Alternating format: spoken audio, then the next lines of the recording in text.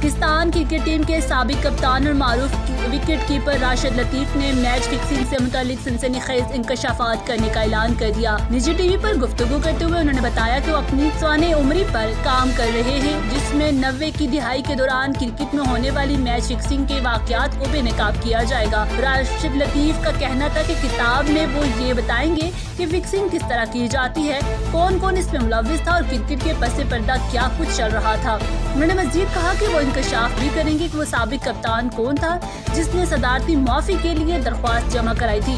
2004 میں ریٹائرمنٹ کے بعد یہ پہلا واقعہ ہے جب راشد لطیف نے اپنے سوانح عمری کے اجراء کا اعلان کیا۔ راشد لطیف کو پاکستان کرکٹ کی تاریخ کے بہترین وکٹ کیپرز میں شمار کیا جاتا ہے۔